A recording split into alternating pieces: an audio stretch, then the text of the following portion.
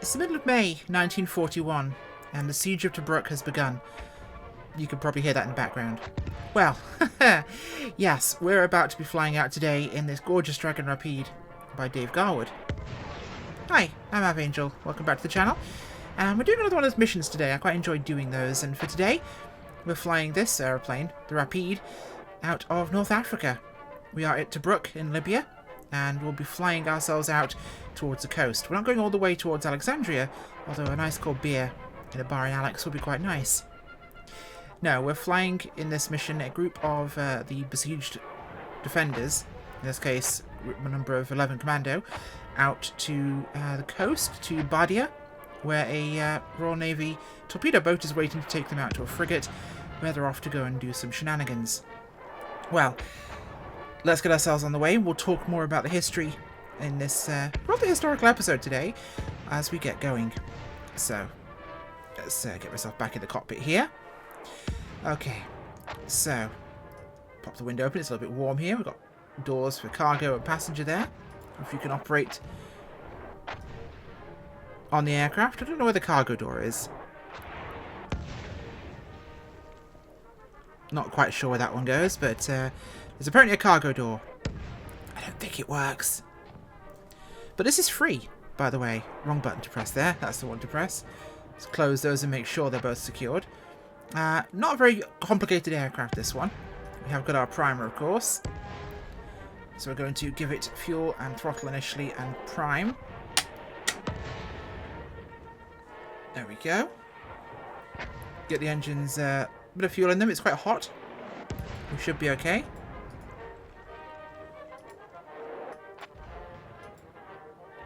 Okay, primer is set. Magnetos to on. Throttles to just about.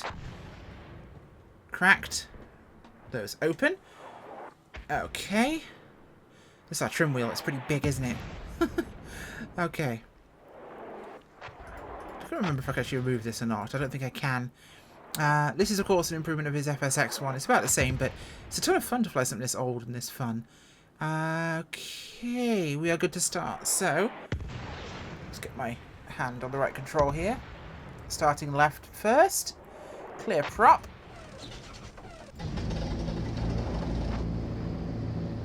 And starting right. Okay, we are good there. Oil pressure's coming up. Low oil pressure on left.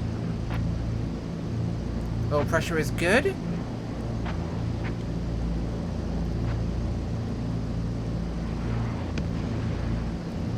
Okay, we are good to go here. Starters are off. Okay.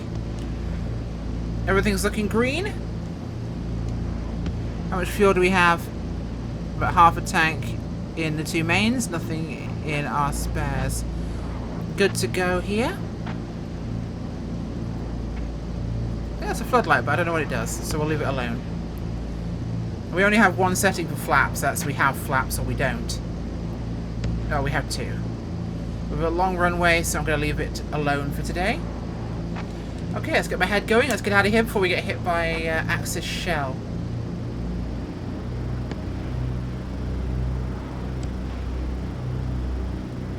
Okay, what are our pressures looking like? We'll just check that before we depart.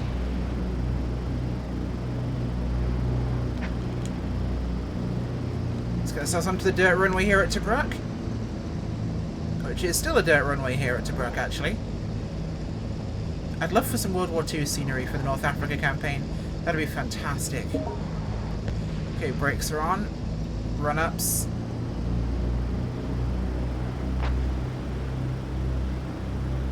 Don't want to tip this over, it's quite a light aircraft.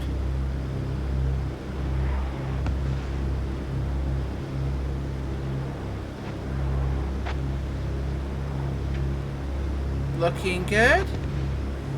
Okay, let's get ourselves out of here, shall we? Oil's looking good. Everything is good so far. Let's hit it.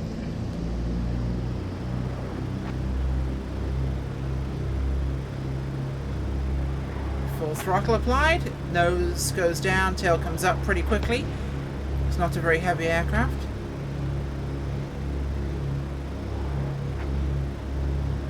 Looking good. A little bit of crosswind here. Not much we can do about it, but we're going to play with what we've got. Coming up nicely. Let's bring the power back slightly. We'll hit the coast, we'll turn right. We're going to stay fairly low actually here. We don't want to get too high. In fact, the whole flight will be conducted at a relatively low level.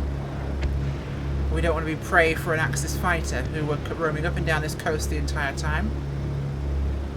So once we get stabilized here, we're going to get down and run the coastline. So our job here, navigation-wise, is run the coast, turn right when the land turns in, find Badia, and we'll be good to go. Okay, we're pretty stable here, so let's bring the power back. And roll her on course. That window is closed. That window is open. There we go. Looking good. Quite hot outside today. It is North Africa, of course. All the runways you'll find out here are extremely long. 6,000 feet is about average. Up to 11,000 at places like Burj Al Arab and Cairo. Bit of wind as well. Tailwind will help us. Oh, it's catching a tailwind. It's just from the northwest. So we should be okay. And that'll be Tobruk over here. We'll be flying over Tobruk as we leave. Say goodbye to the guys. So, of course, the siege of Tobruk started in April 10th, 1941. At the time, the nearest ports for Rommel were the ports of Tripoli and Benghazi. Tripoli 900-ish miles away, and Benghazi about 560 miles away. So Tobruk was an incredibly strategic port to capture on the run towards Cairo. And it was the siege of Tobruk, which lasted 241 days, that really slowed up the Axis, because they were in range with their other ports of Allied bombers the entire time. So it really hurt them. Keep ourselves low here. Bring the power back. Well, not too far back though. We can afford about 2100 RPM. Funny how it doesn't really look like it's changed that much. I know it has changed, but it doesn't look that different than you'd imagine it would look, you know? Obviously it's a little bit bigger, I think that's going to be a factor. Some buildings are slightly taller, but in general, don't feel out of place here. That's the port right ahead of us. We'll be flying directly over it as we head along the coastline here. The wadi running through the city there. A wadi is a dry riverbed.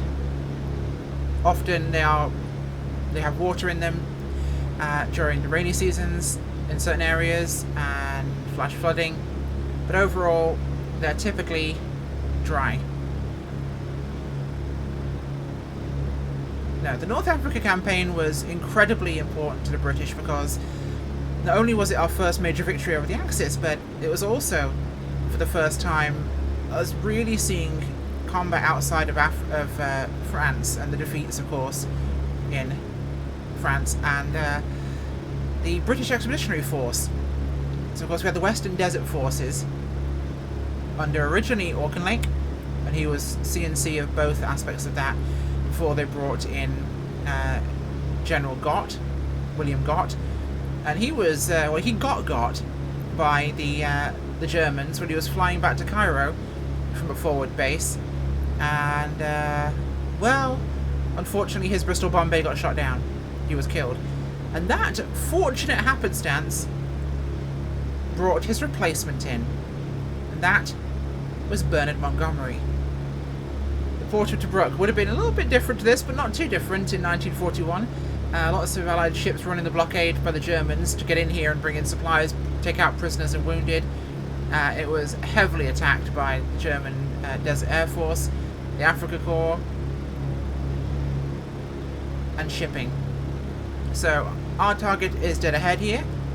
So we're going to drop down low here, and as we leave the area, friendly flat cover, and get ourselves on course here. Try and blend in with the terrain.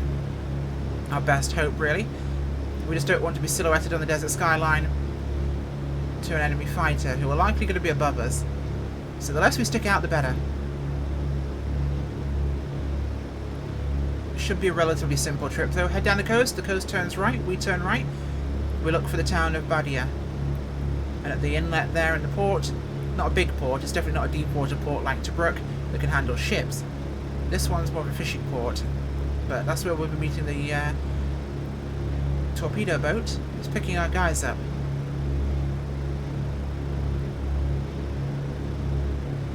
Okay, engine's looking good here. Everything is where it should be. Yeah, I can't imagine too much of the scenery has changed in the years, of course. Now, a bit more about what was going on. Obviously, Operation Compass was the British Western Desert Forces defeating the Italians, and after that point, a lot of the Western Desert Force was sent to Greece and Syria for the campaigns there, and when German and Italian reinforcements arrived for Operation Sonnenblume, or Sonneblum, there was basically a skeleton force defending, and this later became known as the Rats of Tobruk. This was largely the Australian 9th Division and a number of British commando elements that were there, and basically they had to defend a strategically important deep water port from the Germans. As I mentioned, if they could capture that, it shortened their supply lines dramatically, and supply lines were Rommel's biggest enemy during the Second World War. His supply lines were stretched so thin that it really affected them significantly, and it really is what the battle for Tobruk is largely considered part of why he failed to reach Cairo. Obviously, we had the Battle of El Alamein further down the coast in 1942, and the second Battle of El Alamein, where we had the big defeat. Now, that was a strategic choke point because you had the desert kind of lowlands and the marshes to the south that were incredibly difficult terrain to cross. You couldn't cross them with tanks, the ground was too soft. And you had the coast. So you had this narrow bottleneck at El Alamein that made it so strategic. Now, it's often considered that German tanks were so superior. They had a lot of later model tanks, the Panzer IVs, the later model Panzer IIIs, the Js and the Ls. They didn't. They had actually less than you thought, and they also had far less fuel than you thought. And no matter how good a tank is, without fuel it can't fight. And Rommel often could only field a number of 20 to 30 tanks in an engagement, just because they had so little fuel and ammunition. And it's a great misnomer of the Second World War that he was this amazing general. Of course, he was brilliant, but he was largely a brilliant propagandist. Rommel had a camera crew with him at all times, and he would reshoot scenes that they filmed of him to make himself look better. It was not uncommon for him to be incredibly sick towards the end of the Africa campaign because of just how poorly supplied they were, how poor conditions were for the Germans. This was not the noble German general that we like to remember him as. A brilliant tactician, yes, but by no means a master. He was fighting with one hand tied behind his back largely because of the conditions created by the British, and the siege of Tobruk really helped to actually do that. It tied them up until, I believe, it was 3 attempts to relieve the troops in Tobruk. Finally, in Operation Crusader, they relieved by the 8th Army in September of this year. So, a long, long siege in Tobruk, and it was daily shelling. Why am I doing this now? Well, the creators of Peaky Blinders have brought out the phenomenal SAS Rogue Heroes, turned from a book into a TV series, which if you aren't watching, I highly recommend you do. It is the origins and the birth of the Special Air Service. Yeah, the SAS. And their involvement in cutting those supply lines and affecting the Germans' ability to fight. And it was a huge factor in, again, limiting their ability to advance on Cairo. I have no connections to that show or anything. I just think it's fantastic. I love great historical stuff, especially from the Second World War. and especially fiction, although a lot of it is based on the truth. David Sterling and co, they really did exist, and they really did do the things that the show portrays. Did he break his legs and basically paralyze himself from a parachute jump? Yeah, he did. And he managed to, while still healing, convince Auckland Link to let him try the SAS concept. They weren't expected to succeed. Oh boy, did they. Now, originally the concept for them was to, of course, parachute in, attack the German air bases and disappear into the desert, where they would get picked up by the long-range desert group. The long-range desert group were recon troops that would operate out middle of nowhere, very Lawrence of Arabia, with their trucks and vehicles. Loads of water and supplies on these vehicles, fuel. They'd operate on their own in massive, deep recon penetration missions, way behind German lines. So the goal was to get picked up by the LRDG and evac back to base. Now, this was all well and good until they realised that, why do we have to parachute in? It's dangerous, we can get people hurt. Well, why not just drive the vehicles in, do it, and then drive out again? Because making bombs is all well and good, you have to get really close though. Why not just drive down the lines of parked aircraft firing machine guns at them? It's pretty effective, and that is exactly what they did. The original Desert Raiders, well, after of course the Bedouin. But no, an incredible period of our history as a nation and our history as a world was what was done in the desert here. And it was about access to fuel, access to oil. Of course, if the Germans could take Cairo and Egypt, they could push on into Iraq, which was, of course, British controlled. And what's in Iraq? Oil. Lots of oil. It's all about resources. Wars are fought over resources. Politics, they may start wars. Ideologies may fuel wars. But you can't have a war without resources. Be it minerals, be it fuel. It's also why the Germans pushed so hard into Russia, was to try and capture the Caspian Sea oil fields. They needed it badly. And it was their defeats in these locations that really hastened their end. Okay, I believe we're coming up on Cambert soon. Up here on the coast. Try and keep ourselves relatively low here. Catching quite a bit of wind at the moment. And we are clipping along here. 150 miles an hour. We have about an 8 to 10 knot tailwind, which is really helping us.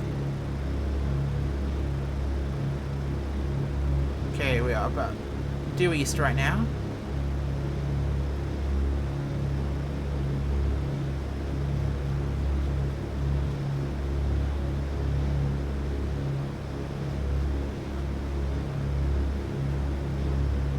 Oh god, I zoomed out.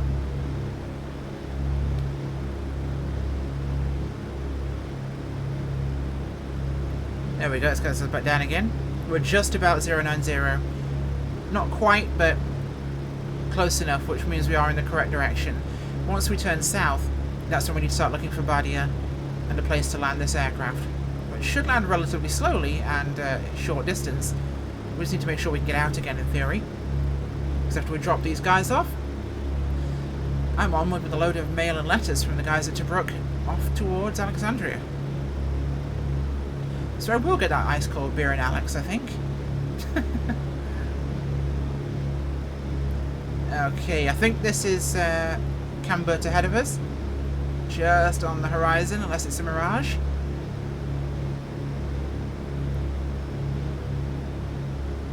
Means we're about halfway there. Or just a little bit over that. Making pretty good time at the moment.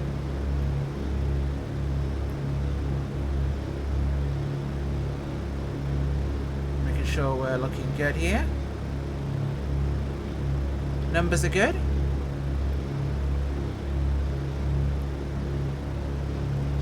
It's also often said that it was the arrival of the American M3 Lees and the Shermans that actually contributed a lot to the success of the British in North Africa. And it wasn't, it was the strategy. We had equipment that could deal with the Germans incredibly well. The problem for us largely was our tank doctrine. We had two, and this is going to seem weird to you Americans, but we had the cavalry tank, and we had, or the cruiser tank, and we had the infantry tank. Now, the infantry tank was designed to go about as fast as the infantry, about 10, 12 miles an hour. Things like the Churchill, the Matilda. They were heavy, very heavily armoured, but in general not super well armed. Not until later. Why? Well, you're shooting at infantry, aren't you? Who needs a big gun to shoot at infantry? No. What, taking cover? That's not sporting. Well, we also had the cruiser, or the cavalry tank. Now, these were designed to conduct flanking operations and for strikes. Very much the role of the cavalry.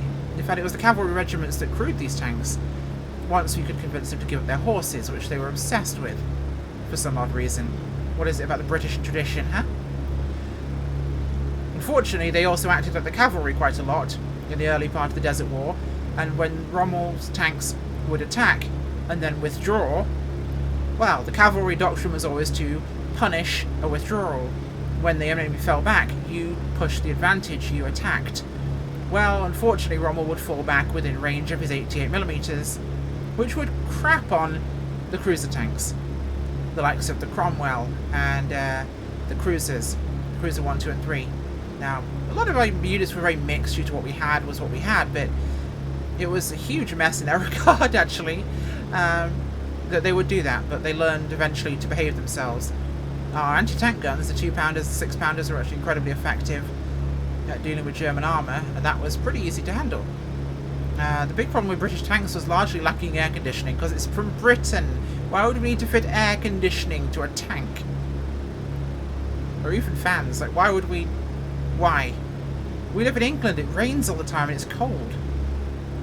Well, no. Again, the American tanks had a lot more ventilation and more space, which meant that it was a lot more comfortable. It wasn't necessarily a better fighting vehicle. In fact, in Africa, the very short, squat British tanks that were quite low down were incredibly effective because they were lower profile. They could go hull down easily. The M3 Lee, with one of its big gun, its 75mm in its, I think it was a 37mm in the turret and a 75 in the hull, sponsor mount. Well, it couldn't go hull down if it wanted to fire that main gun. This is Cambut here. It could not fire that main gun. So you were a big target. Same with the Sherman, big hull. Hard to go hull down. The German Panzers were a lot more squat, so were the British tanks. Okay, coming through Cambut now, which means we should have the turning coming up just ahead of us. And we'll be in a good position here to make our time. It's not a long trip once we get around the corner. The meat of the journey is flying east along the coast. Not west, that's behind us. I know it sounds weird me talking about tank doctrine during a flight sim video, but it's a little piece of the history that's quite important because the Desert War was arguably a tank war. Infantry were, of course, hugely important and a huge part of it, but well, the tanks were really the ones that fought the major parts of the battles. For large part. The big open battles and, of course, minefields. We loved those. Now, the air forces, well, you had the general air forces of the Commonwealth. So we had Kiwis, South Africans, we had the Brits, Australians flying, and we had units from all those nations fighting here in the Desert War. And one could say that the British had somewhat of an advantage in terms of being used to fighting in these conditions, especially once you brought in the Aussies and the South Africans. You know, they're used to the temperatures, they're used to fighting in those climates. But in general, our doctrine wasn't. That was the big part. The general commanding doctrine was not ready for it, or prepared for it at all. And that led to things being rather messy. That is one heck of a sandy beach out there.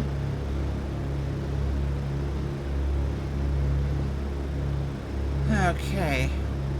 Getting closer, I think. I have no idea how close we are other than knowing what I'm looking for on a map. I think we're in the ballpark of about an overall 80 nautical mile journey. And it should be around 65-ish east. And then a little more, about 15 maybe south, or 20 south. And the coast will start curving round soon.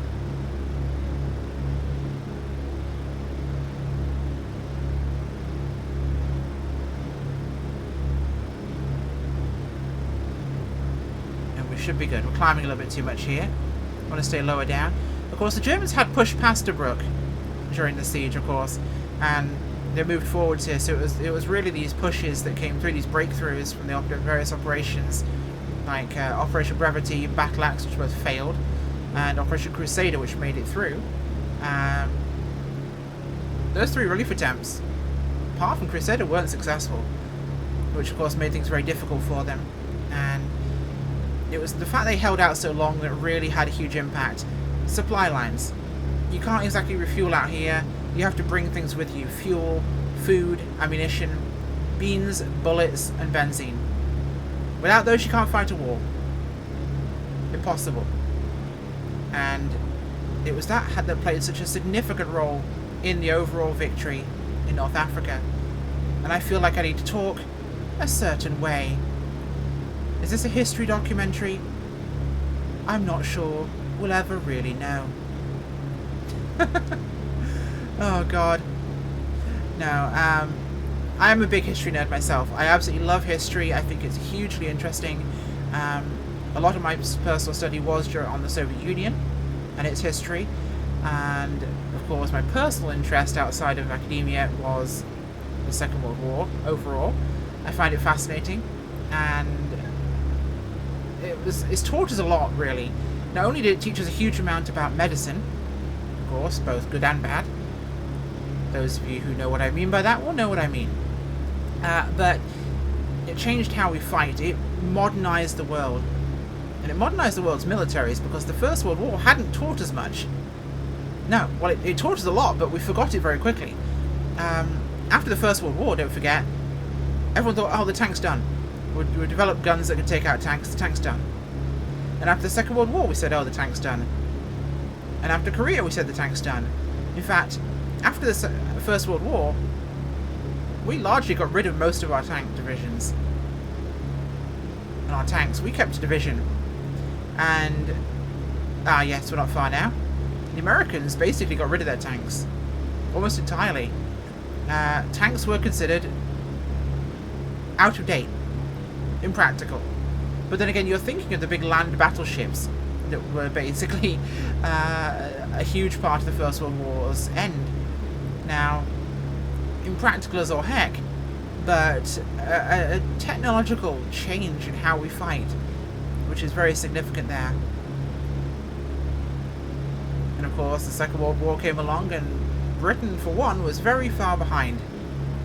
And of course, we lost a lot of our stuff in Dunkirk, when we went for a paddle in the Channel, which definitely affects things significantly there, but hey, who's counting? Yeah, we should not be too far away now. Moving pretty quickly here, so we should be good.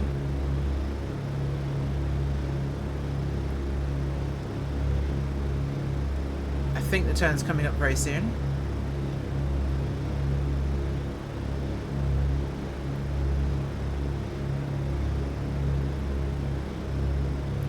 Can't be too far now.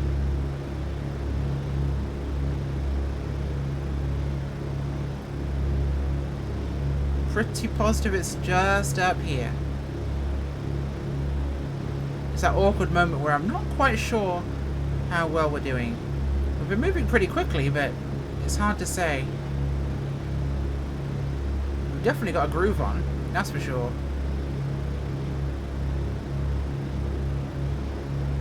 We're heading east for an awful long way.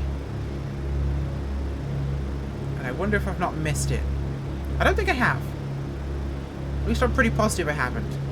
We've not turned and flown directly south yet, so that should be a good indicator.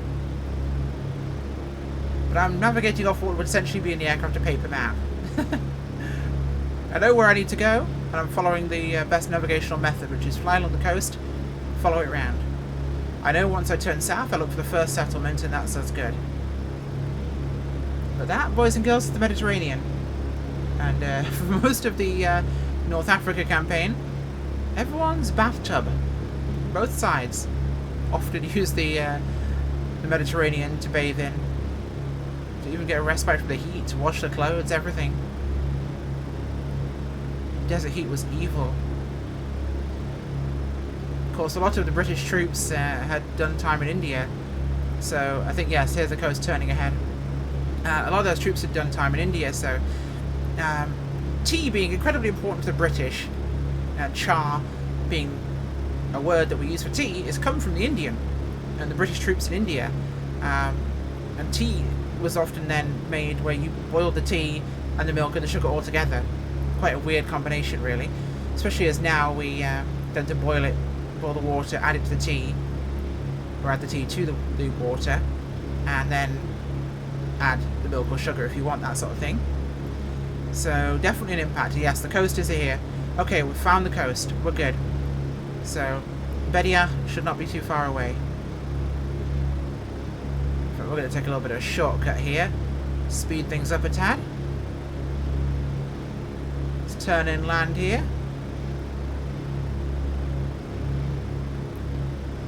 Obviously semi-verdant out here. You've got these wonderful lush valleys along the waterways. There's ding! Something's happened or a message has been sent to me. I don't know what it is, but it's in game.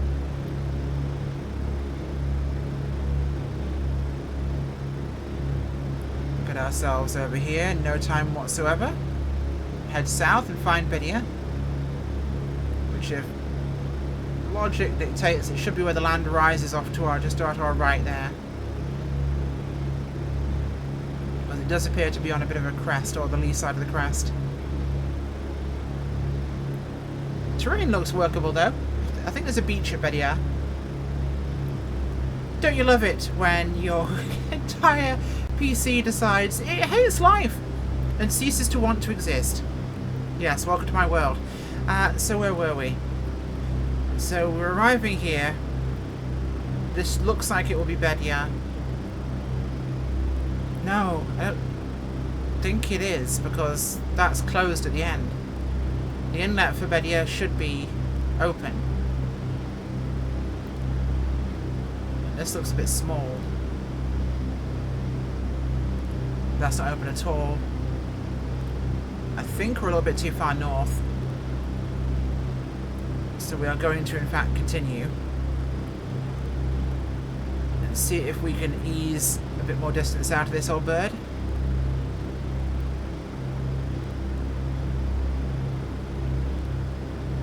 There's some speed out of it too. We shouldn't be too far away based on what I'm guessing. Because, again, it's like maybe 15 miles south from the turn north, and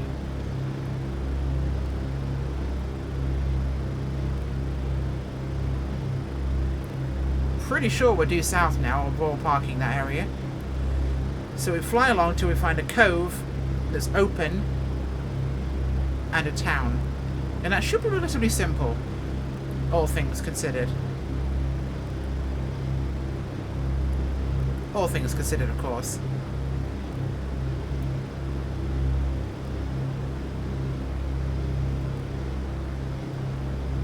Okay, we got that off. That's a good start.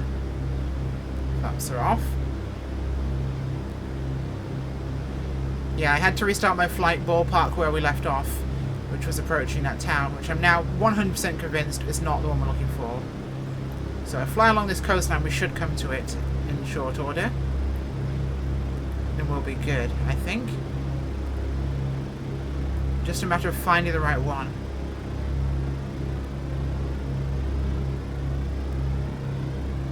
And we'll be okay. I will say, North Africa's not been an area that I've actually flown much before in the sim. In fact, barely at all. So, it's rather nice to be able to fly somewhere I haven't experienced. And in an aircraft that feels so period appropriate, you know, to the setting. These were flown in North Africa, of course, by the Royal Air Force. And the Desert Air Force, I should say. We did fly them, so they do exist. Would I want to Bristol Bombay? Absolutely not. Those things are horrible. But obviously, you know, once we got more equipment, the war in the desert really had ended, so we could reallocate troops. And that was another thing, unfortunately, that the Germans failed when they lost in the desert, was they didn't tie up as many of our resources as they would have liked. Which would have, of course, been incredibly important for the Austrian painter, let's call him. I don't want YouTube to slap me. And this terrain is stunning here. The cliffs dropping off into the ocean. The ravines. That's looking promising up ahead. I wonder what that is. I see buildings, I think. Could this be what we're looking for? I jolly well hope it is, because we've been at this a while.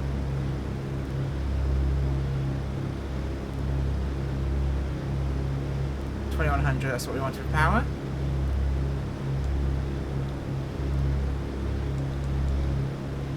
The aircraft's very easy on the trim. Very easy indeed. But it's very easy to over trim it. You do fly kind of nose down.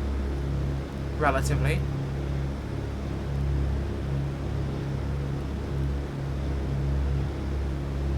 Is this Badia? Badia, even. I've been calling it Badia the entire time. It's Badia. Badia. What have we got here? Looks like a town. Sizable town.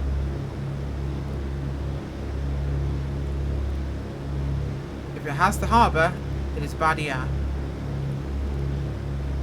I bloody hope it is. I really hope it is.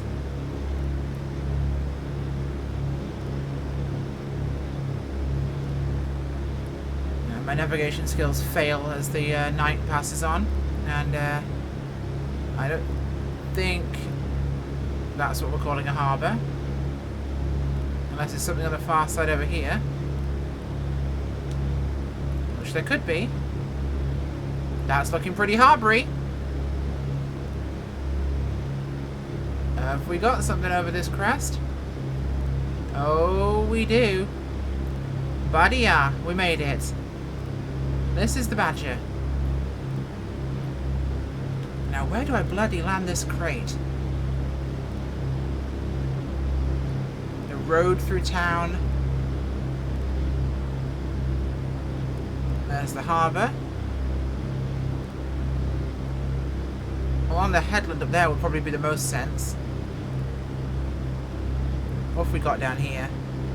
Is that a track? That'll be pretty compacted and clear. Yeah, that looks good enough. We'll aim for this. We'll come around and we'll aim for this. Seems more than practical. I don't think I can find anywhere better. And it's better than landing in the actual scrub. A bit of a track. It'll do. Give us something to aim for at least. And we are currently flying... yes. We'll make it work. Kind of northwest-ish right now. I must say, satellite resolution isn't wonderful, so it makes it look a little FSXy, but I think it's still the lighting engine saves this game dramatically. Okay, let's bring her around here.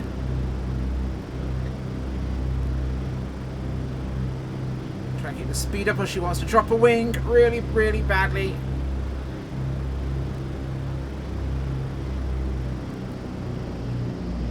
Okay. Let's give her a notch of flaps there. Keep the speed up here. Let's try and land this thing gently without it wanting to dip its wing, which it wants to.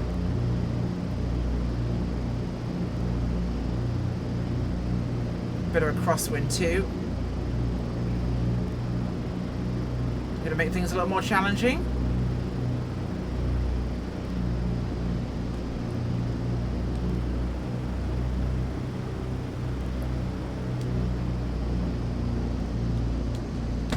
No, nose down. Nose down.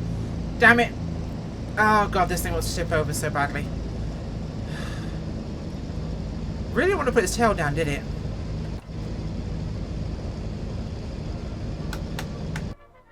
And the power just cuts immediately for some reason. Bloody hell. Why can't I land a plane properly these days? I don't know what it is with this one, but it does like to bite me. And I'm not sure if it was uneven ground, but pretty sure she's at write-off. And that should have been manageable. I don't know what it is. Maybe I suck at flying. Hey. I can call a pig. We stuffed the landing, but we made it to Badia. I'm pretty positive that is in fact it. Yeah, pretty convinced. Not the glorious ending to our little mission to deliver our boys that I thought it was going to be, but hey, I'll accept it. It is what it is, and this thing's a swine to land. So I thought I was coming in well, but it had a tendency to want to drop its left wing, which I was trying to fight the entire time, and I think I came in a little bit nose low, perhaps. I think it just tipped it forward more than it wanted it to, so that's my bad. And something I'll try and learn for next time, because it is a fun plane to fly. It just takes a little mastering. Yeah. Oh well, we'll learn from our mistakes, right? Thanks for watching, and cheerio.